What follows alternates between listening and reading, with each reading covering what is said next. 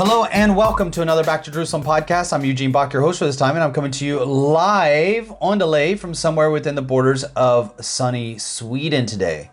And I have with me our Back to Jerusalem UK office director, Bethany. I'm super excited about bringing her on because we're going to be talking about something that I can't keep my mouth shut about. I did a podcast, my last podcast. If you go back to our podcast archives, you'll see I did a podcast about something that was pretty important to me, which is something that Christians need to keep their eyes out for, which is this increasing amount of control that we continue to give to these massive corporations that then become the judge, jury, and executioner on what we say, think, and do. And when they do that, we're actually in some ways setting ourselves up for when we say things that are a part of our belief that these corporations don't like, and then they're able to lock us out of things that are important for us to survive in life. So I started off that podcast. I'm so passionate about it, but I spent like the first 10 minutes talking about what this podcast is going to be about, which is the new book that we're coming out with our new publishing company. And that's why I've asked the director of the UK, Bethany, to join us. Bethany, the great, mighty, powerful, famous Bethany, thank you so much for joining us for this podcast.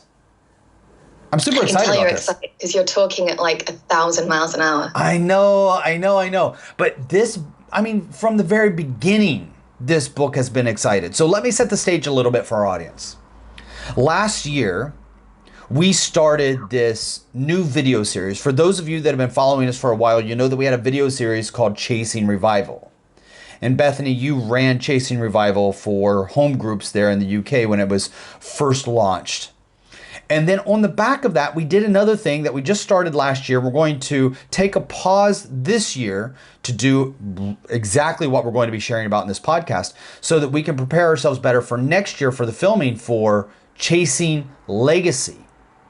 And what happened last year is we got to this Chasing Legacy filming, which led us down some rabbit holes, where we went researching into these names of individuals from 150, 100, 200 years ago, 300 years ago, 400 years ago, names that you've never heard of, names that I've never heard of.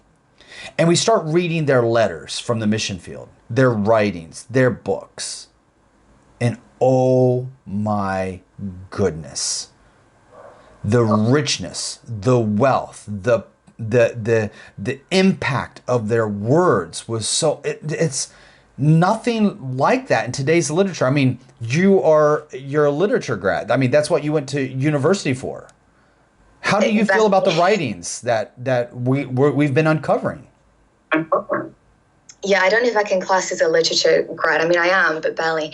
It was one of those things where we had started talking about the idea, right? Because we'd done Chasing Revival and so many people seem to love it and still do. And it's kind of almost got more traction as the years have gone on. You come out with a project and it kind of has all its popularity in the first few months or the first year. And then with most things like a new book or whatever it is, you see the traction kind of start to go down. With Chasing Revival, the opposite happened, where for some reason that as the years went on, it grew in popularity. So it felt like, okay, how do we kind of jump off the back of this so that we can, because it's hitting a nerve with people, right? You put something out and it hits a nerve with people, and there's a reason that for some reason, there is a reason that the church and people, particularly Christians in the West, are gravitating to it. And then we started to explore this idea of legacy. That's what we called it, chasing legacy. This idea that there are so many people that have gone before us that we know and that we don't know, who have laid the foundation for where we're at today. And of course, for you and I, our tunnel vision is kind of missions. And when it comes to mission, there is so much depth and richness in the history that has resulted in what we're seeing today. And you can say your Hudson Taylors and your Jackie Pullingers and your Amy Carmichaels and people like that people will know, right? David Wilkerson. people that have names that are recognized. But then you and I were talking about these people who actually either went before or built upon, who had such significant impact that actually we know very little about. You and I know very little about. And so people that are not directly invested in missions and missions research almost definitely don't know about. And so we kind of saw it as an opportunity to bring some light to those people. Because if we're trying to do missions in this day and age, why would we not want to learn from the people that have already gone before us? Why would we make the same mistakes that they made instead of learning from them? Why would we not use the wisdom that they had of decades on the mission field to our advantage rather than being ignorant of it and either thinking that we have all the answers or being ignorant of their experiences, their revelations, and so that we could be more effective. So all of that kind of went into chasing legacy, I think. Yeah, and the idea I think that we continue to come back to is that these teachings, these writings, these ideas of the founding fathers, the founding mothers that have gone before us are so significant. Why did we let them go? Why did we let them die out? Why did they disappear from modern conversations? And I come to the conclusion that Satan wants it that way. He needs for us to lose our heritage. He needs for us to forget the past so that we are going to repeat it. I think it's good that we read the good parts of history and the bad parts of history. Even things that we've done wrong, I think it's good for us to be reminded about. So in the US, for instance, there's been these movements that have gone through where you see statues being torn down, old libraries being destroyed, books being burned. And the idea is, well, these books are so bad. The words and the language that they use is so detestable that we can no longer have it in our society. The problem with that is that you forget the hideousness that man is capable of. I was just last week or the week before, I was in Poland where we had our Back to Jerusalem board meeting. And I went to Schindler's factory. Schindler's factory was brought back to life not because somebody thought that what the Nazis did to the Jews was so commendable that we should never forget it. Auschwitz was right down the road, which I didn't go to, but I have been to Dachau. And Dachau, you know, this Jewish concentration camp is not still standing because, wow, we really need to remember what concentration camps look like so we can copy them and redo them again. It's this idea that let's allow the brutality of the past to remind us of what we are capable of as individuals and to never allow again. And I think the enemy wants us to forget the good, the bad, the ugly. And along with the ugly, along with the bad, along with the things in our past that we try to forget, there's the things that we don't want to forget, like these writings that you and I have been discovering. And among those writings has been one guy that kind of just popped up because of a Brother Yun meeting. You and I were in Wales together with Brother Yun. We were traveling around. He was doing a tour that you had put together. And we traveled together with him to a couple of smaller churches. And one evening, I was in the back. I was working the book table. You were missing in action, probably doing nothing significant, like laying in the back pew, painting your fingernails or something, as you usually do. Like that's just. No, I think that you were taking care of Brother Yun, like probably getting him water or helping him get to his seat or something of that nature. So I was working at the book table. And as I was at the book table, a woman comes to the back and she asks me, have I ever heard of a guy by the name of Griffith John? I was like, no. And she was like, oh my goodness, the work that he did in China. I was like, when? I mean, oftentimes people come and tell me about missionaries from China from today. And they're like, do you know Chris? Yeah. In China? And I'm like, Chris. I'm like, oh, Chris. And they're like, yeah, you met him. No, never met him before in my life. No, of course not. I mean, China's bigger than all of Europe with, so many people. Of course, the chances of me just meeting random people, it's such a massive nation. So when she came up and asked if I ever, heard of Griffith John, I said, no, thinking it was probably somebody that was her relative or somebody. And she was like, no, he's a missionary from like one of the earliest missionaries in China. And he was huge. We actually have a statue of him here in Wales or something. It was like a bust or a statue or I don't know, maybe it was a street named after him. I could get it all wrong, but there was something important. And I think we might have been in... I love when you tell stories. They're just so factually accurate. Every part is so reliable. Well, I know one part was reliable, and that was you were missing in action. You were not there. And so this woman starts telling me about Griffith John, and then we were doing the filming of Chasing Legacy in the UK, and I asked you, have you ever heard about Griffith John? And then we kind of went from there, kind of doing research about him. Yeah, but I mean, it wasn't even as methodical as that, really. So you got this name, and then you, I guess, just looked him up online and found this book, and it was called something not catchy, something like 26 Years of Protestant Missionary Work in China. I think that's the name, something like that. They just were horrible at naming books back then. And they gave them really long names, too. So it wasn't just a name. It wasn't a title. Like today we do like Shackled. Underground. Right. Like we do these really catchy, one word, come and get it. Whereas then it was like, let me look it up. What is the name for Origin of Species? Because everybody calls it Origin of Species, but it's not. It's something really racist. Let's not get too carried away. The point is, it had a long name that was unnecessary. Stop looking it up. I can see that you're looking it up. Pay attention. So they had this long name, and anyway, you were reading the book. And you told me that you were reading it, and I'm a huge reader. And so I was like, oh, I would love to read that. Like I'd read so many books about China. I'd read so many books about people like Hudson Taylor and the like, and never read a book about this guy, and also never read a book this old. I mean, this book was written in the 1800s. And so, I started reading it about the same time as you were reading it. And I think we just had a conversation where it was like, oh my goodness, like, are you reading this? Like, this is so amazing. And we just started talking about it. There was one time where we went and met with someone that we love called Pastor Phil in Oxford. And he runs a church called Cornerstone Church. And we were having a B2J UK meeting there with him. And we were supposed to be talking about important things. And what actually ended up happening is we just bombarded him with all this information about this Griffith John book, because we were just so excited by what we were reading. And it just felt, even though it was from the 1800s, it felt so fresh and so new and so kind of invigorating and energizing, that it was all I talked about to everybody in my life for like the longest time while I was reading it. And so we got really invested in it. And I think you said, we'd already discussed this idea of a publishing company, and you'd said, why don't we look at publishing these books from several hundred years ago that are in the public domain so that we can kind of get them back out to a more modern audience?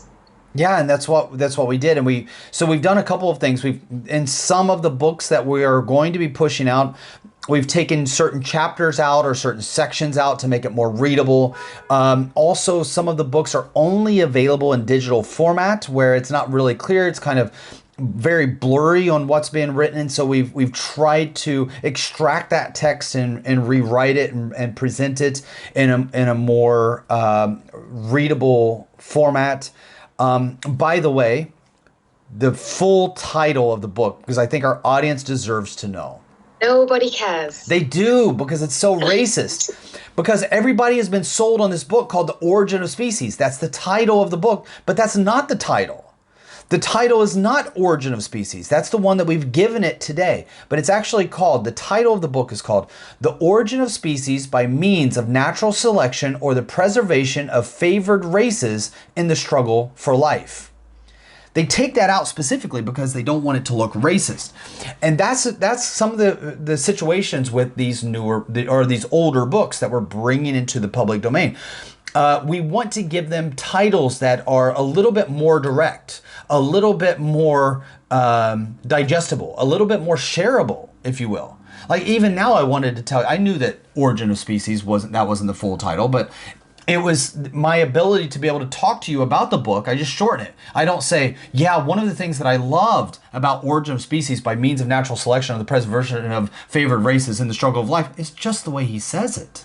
I mean, it's just, you don't want to say that full title every single time. And so what we did is for this book, for Griffith John, we renamed it. And the name that we gave it is... Drum roll? Drum roll? You say it. Oh, A Voice in the Darkness. A Voice in the Darkness. Yeah. I thought that it was adequate for this book. Yeah, well, I think there was like a subheading or something else that he'd called it, like a voice from, I think he called A Voice from China or something. That was one of the names. These books seem to have a couple of names. And so we liked A Voice from China, but it I don't know, there was something about it that sounded kind of vague. And also, we kind of wanted to really bring out this idea that, which we'll talk about in a second, that he was a real pioneer in the places where he went and the work that he did. And he really did work in darkness. He was alone, no fellow believers around him.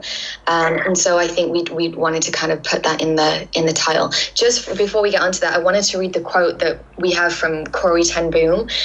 We have like a small intro we put at the beginning of all of our books. The publishing company is called Underground Publishing Company. We should have probably said that. And so, there was a quote we found. And Corrie ten Boom says, books do not age as you and I do. They will speak still when you and I are gone. To generations that we will never see, the books must survive. And that was kind of our mentality for Chasing Legacy. It then became a mentality for Underground. This idea of the necessity of books to survive, whether for cautionary tales, whether for inspiration. This idea of preserving was important for us. Yeah, it's for this book. If you guys want to find it, you'll be able to find it on our website, backtojerusalem.com. You'll also be able to find it at our publishing site as well. It's undergroundpublishing.co.uk. Undergroundpublishing.co.uk. It's like I said, we started this company in the heart of London because it's got a legacy of publishing there already. London itself is kind of iconic when it comes to literature and writing. But here's the thing that I want to say. It's not just what Griffith John has to say for us in our generation, but it's how he says it. Like, if you look at the books from today, and I'm going to offend everybody, including myself. I'm a modern author, right? So I'm a modern day author, so this applies to me as well. So as an author today, I can say that the way that we write, the way that we communicate is different than it was 100 years ago. You didn't have a lot of people publishing books. It was quite a big deal to just be literate 200 years ago, let alone be a writer or an author.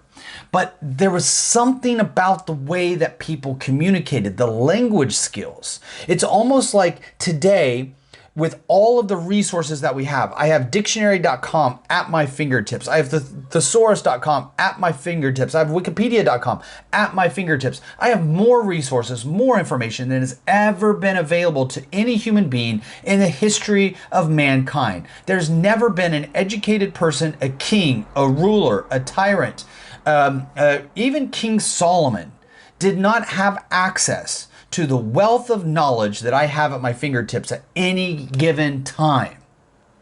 And yet it's wasted on us because we write like dumb fools. The things that we write are done in such simplistic ways that in some ways we kind of strip it of all of its real meaning.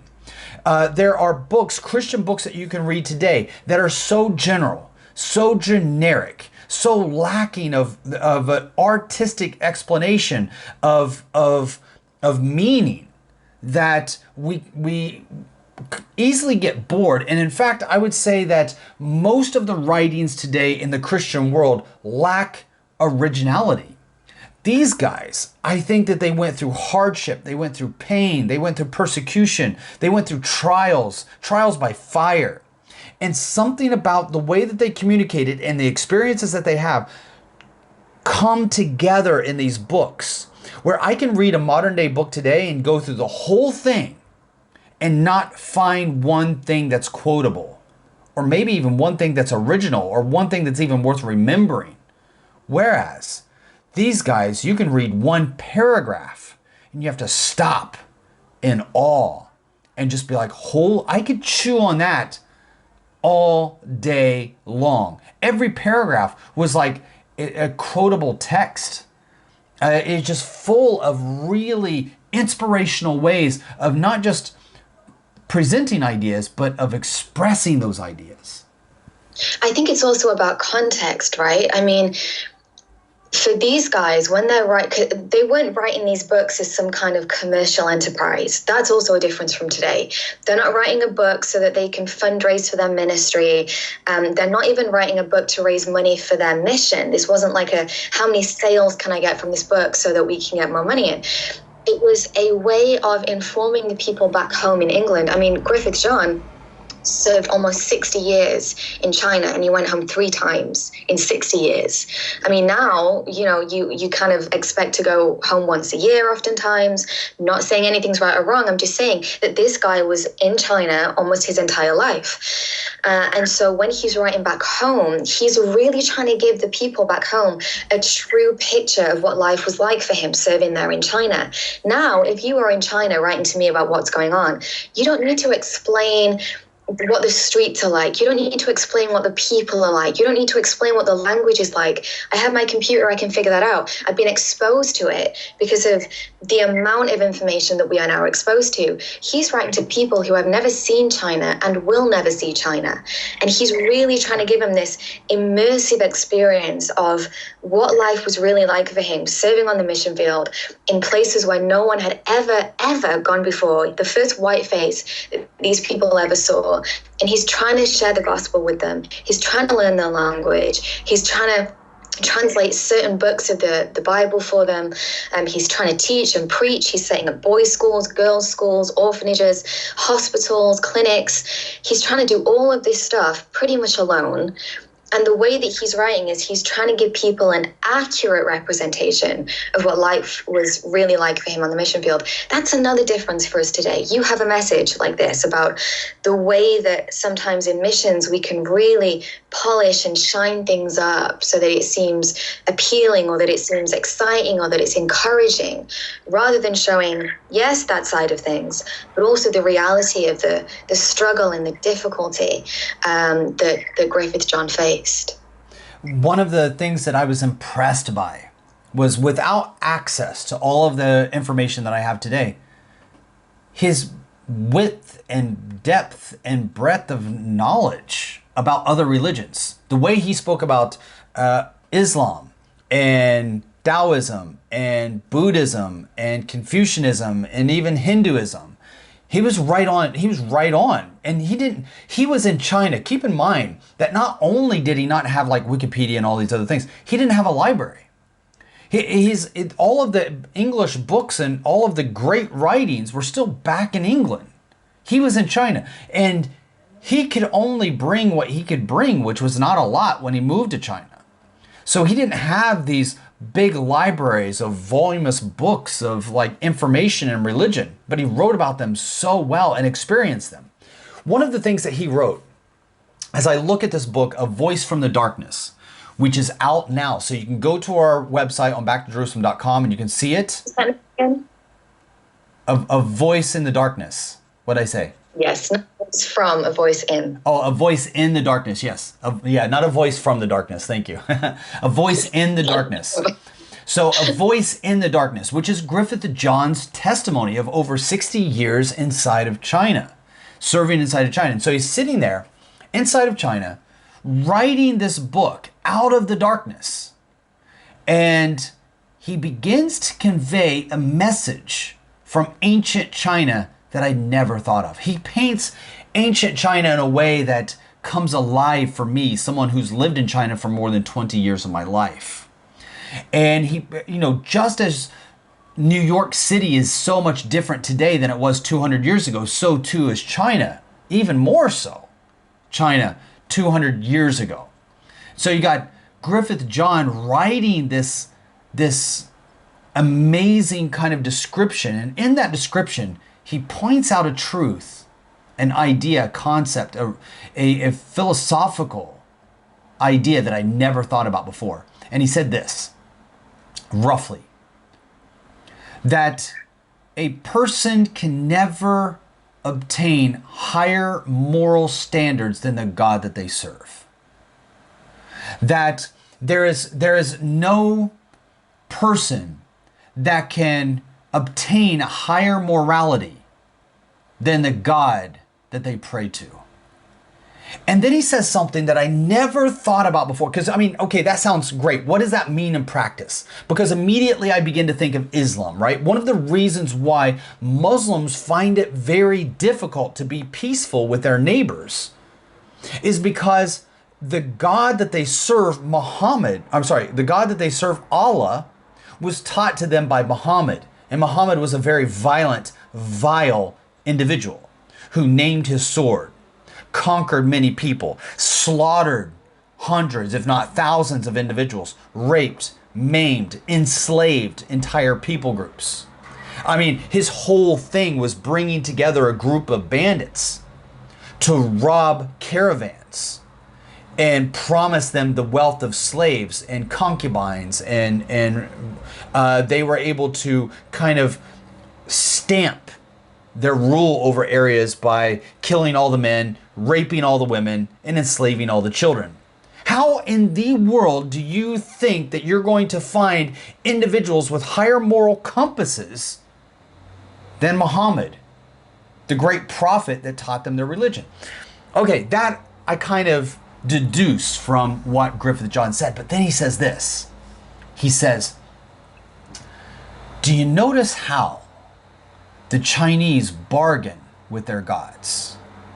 Do you want me to read this exactly? I have the part here. Yes, please. He does it so much better than I ever could.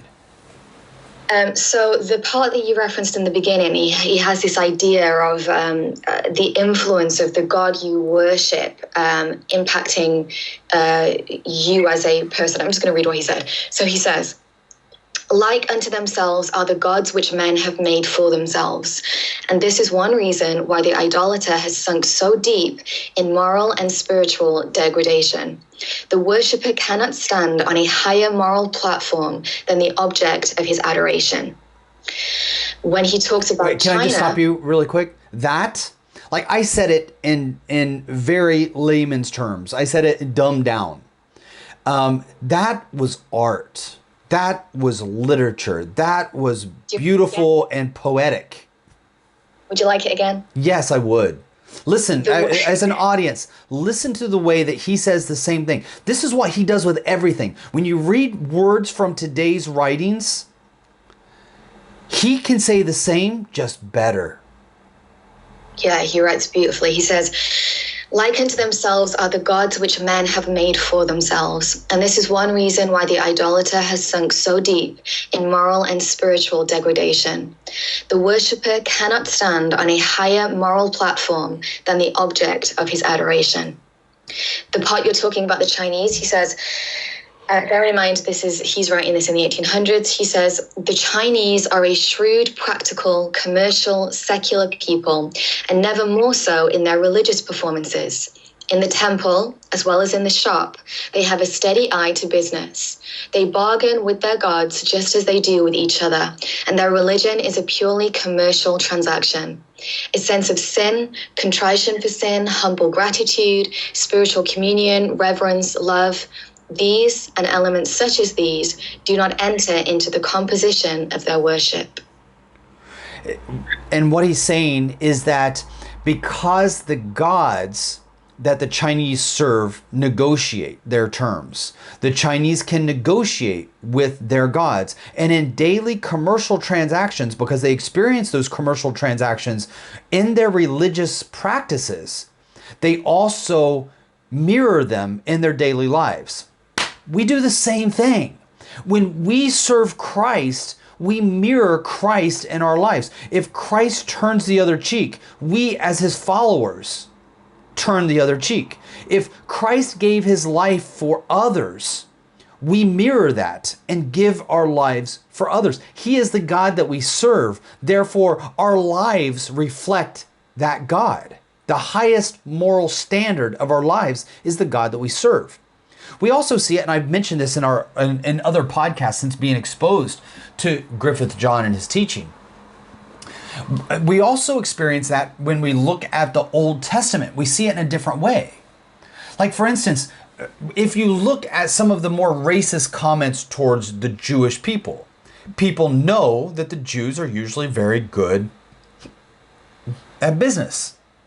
They're just generally painted with a very broad brush at being good at business, good negotiators, good at negotiating prices down, or negotiating at getting the price for their goods or services up. Well, I mean, look at the stories that we have with Abraham coming to God saying, what if I find 50 righteous people in Sodom? Will you destroy it then? What about only 20? What about only 10? Like this negotiation process that takes place with God. We see that kind of negotiation take place with Jacob and God. We see even with the sign of a fleece, if you will, like Gideon laying out, like, okay, if the ground is wet and the fleece is dry, or the fleece is wet and the ground is dry, then I will believe. This kind of negotiation process, this communication. And we see it reflected in the people, the God that they serve, the God of Abraham, Isaac, and Jacob. And you see it in us as Christians. Do you think that we wouldn't see it for those that don't have a religion at all and are secular atheists? Do you think we won't see it in Buddhism, Hinduism, or in Islam? Very much so. We see that people are like, Muslims aren't violent. No, they're not. They're people. But the author of their religion was. So if you understand the connection, it helps us to digest what is happening before our eyes, I think, a little bit clearer. And that's what Griffith John did for me. He kind of opened that up for me, kind of showed me a little bit in a more clear way. I think I might have already intuitively known it a little bit, but I had never verbalized it. And something about the verbalization of something helps you to put ideas and concepts together. And this, go ahead.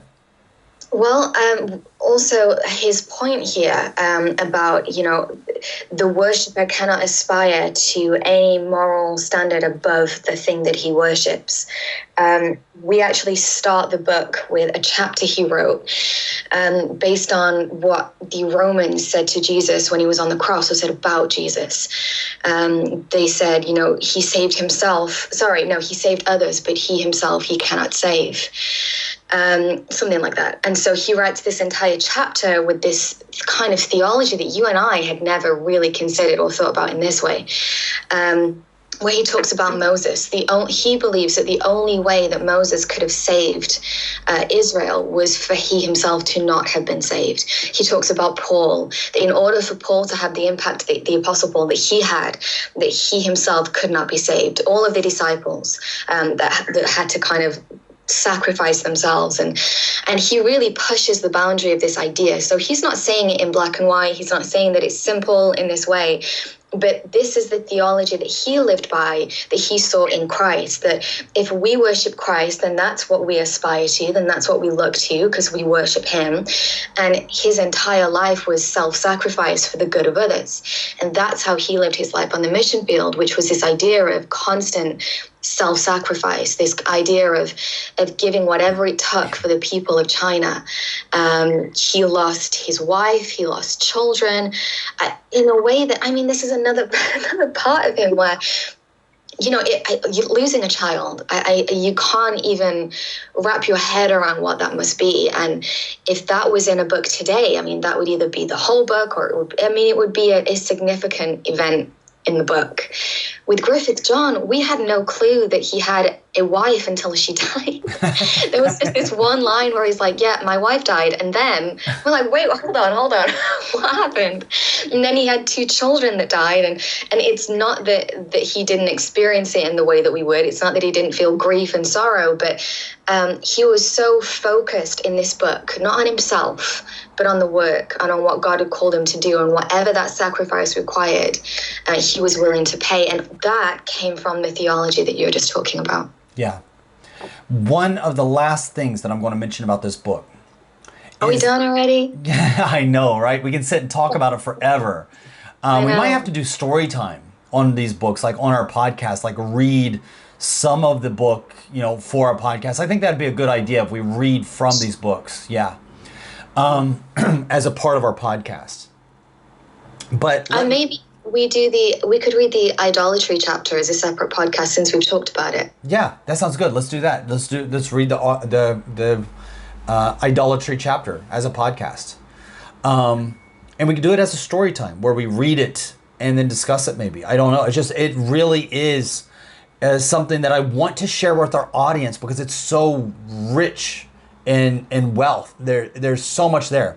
But the last thing that I want to bring up about this book is the language. Because it is written so long ago, it can get annoying for modern readers to come across words that they're not familiar with. But I would challenge our readers to expand on their vocabulary, because there is an argument, and I don't know where I fall, but there is an argument that I used to take one side stronger than the other, and I no longer do. I now fall on the other side of the fence stronger than where I used to stand. And that is this. I used to believe that man has concepts first, and then he develops words to express those concepts. Now, after being more exposed to these amazing writers, I fall on the side of there being words first, and the words developed the concepts. That I didn't actually have the concepts without the words. The words gave birth to the concepts. Like I didn't have a concept of 1, 2, 3, 4 until I counted the numbers. I didn't have a concept of brother, sister, mother, father till I developed the words. I knew something about their existence and how they related to me, but the concept came in more clarity when I learned the word. And there's a lot of people that say, no. First was the action and then the words were developed. If I look at things biblically, I would say the words came first and then everything else filled in the concept of those words. In the beginning was the Word was with God, and the Word was God. This idea of Jesus being the Word really does transform the idea for me that the Word comes first and then the concepts are developed.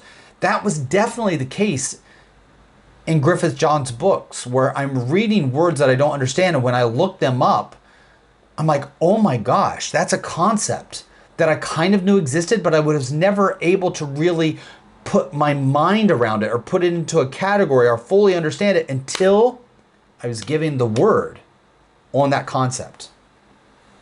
Yeah, but yes, I agree, but I also don't want people to feel intimidated. I mean, this is not in Old English, so you don't have to worry about that. It's not King reading, the King James. It's not Old English, it's modern in that sense. And any words that are completely alien, we have put in next to it what the word might mean, or it's been explained. And so, as profound as that all is, and it's all true, don't feel intimidated by the age of this book, because we've made it readable for a modern audience without compromising the context and the writing, we hope. Yeah. And a lot of the writings from Griffith John come from the mid to late 1800s, but it didn't really come into public print until, was it 1900? maybe the beginning of 1900. Yeah, I think I'm not it was, sure. yeah, like 1901, 1900. It was around the early 1900s. So the book was initially copyrighted, I believe, in the early 1900s. So it's just over 120 years old in practice. But the way the information that he shares goes back to like 150 years ago. And it does cover his almost 60 years inside of China. Anyway, A Voice in the Darkness. A Voice in the Darkness by Griffith John. And we will, it will be a longer podcast from the sounds of it, but the next episode we'll make sure we do a whole chapter just so you can get a feel. Yes. So I want to thank you for joining us for another Back to Jerusalem podcast. I hope and pray that you are able to get this book, the ebook version. By the way, this book will be available in the Chinese language ASAP. One of the first books we've ever done in the Chinese language of this nature. I want to thank you so much for joining us for this podcast, and I hope you'll join us for our Storytime podcast in the future as well. Again, I'm Eugene Bach, your host for this time, coming to you live on delay from somewhere within the borders of sunny Sweden. God bless.